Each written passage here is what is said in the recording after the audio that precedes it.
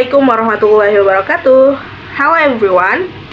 Have you ever wondered why English tests for pilots, doctors, or business workers are different from regular English tests? Well, that's it exactly what this book talking about. Today, I'm going to review Assessing Language for Specific Purpose, written by Dan Douglas. This book is very important future English teachers, language tester, and anyone interested in language assessment because it explains how English tests should match real-life professional and academic needs. The main purpose of this book is to explain how language assessment should be designed for specific context and purpose. Dan Douglas argues that general English tests are sometimes not enough because different professions need different language skill. For example, a doctor needs medical communication skill, while a pilot needs aviation English. The target readers of this book are English teachers, language testers, researchers, and students in applied linguistics or TESOL. The key themes of the book include language for specific purpose or LSP, test design, validity and readability, authenticity, and how language tests should reflect real communication situation. One important idea from the book is that a good language test should measure not only grammar, but also the ability to use language in real situation.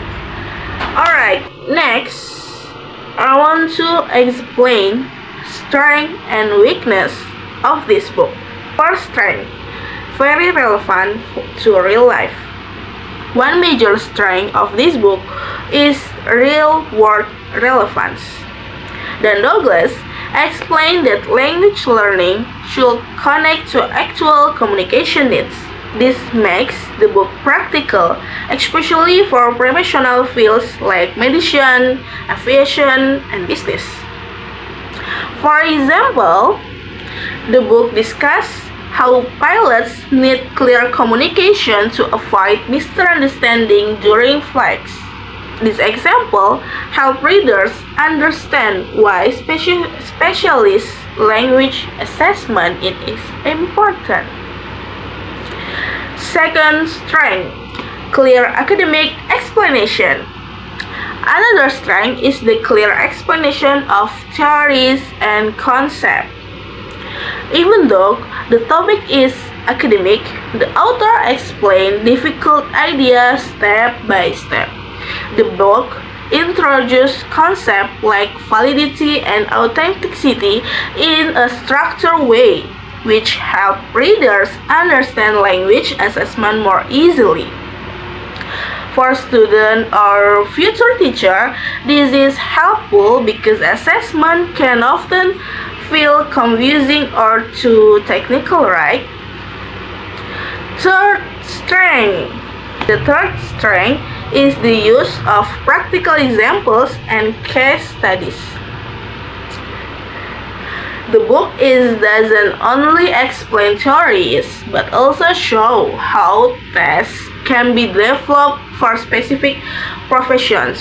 Because of this, readers can directly imagine how to apply the ideas in real teaching or testing situation. So, we're going to the weakness of this book. First weakness, too academic for beginners. One weakness of the book is that some parts are still difficult for beginners. There are many technical terms related to linguistics and assessment, so readers without background knowledge may struggle to understand certain chapters. For first-year students, I think some explanation may feel too heavy to understand. Second weakness, limited visual support. Another weakness is the lack of visual elements. The book mostly contains long explanation and stories with very few diagrams or illustration. As the result, some readers may lose focus or find the context less engaging. And three weakness, old examples in some section. What is that? The last weakness is that some example for outdated because the book was published quite a long time ago. Today, language assessment has developed with technology such as online testing, AI-based assessment. But these modern developments are not discussed deeply in the book. So, readers might need additional update sources to understand current assessment trends. So, why should we read this book? You are a future English teacher. This book can completely change the way you think about assessment. Why? Many people believe that assessment is only about grammar and multiple choice questions. However, Dan Douglas showed that assessment should help learners communicate effectively in real situations. This book also helps teachers become more fair and professional when creating tests. Instead of giving random questions, teacher can design assessment that truly match students' needs and future careers. For English learners, this book is also useful because it shows that language learning has real purpose beyond the classroom. Imagine learning English is not just to pass exams, but to become a doctor, pilot, business person, or researchers who can communicate confidently in real life. I think this book is especially valuable for students in English education because it connects theory with practical application.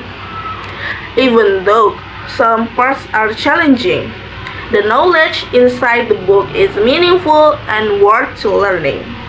Alright guys, to conclude, assessing language for a specific purpose is an insightful and practical book about language assessment in professional and academic contexts. It has strong real-life application, useful theories, and practical examples, although some parts may feel academic and authentic. Overall, I would recommend this book to future English teachers and anyone interested in language testing and communication. Thank you for watching, guys. Bye.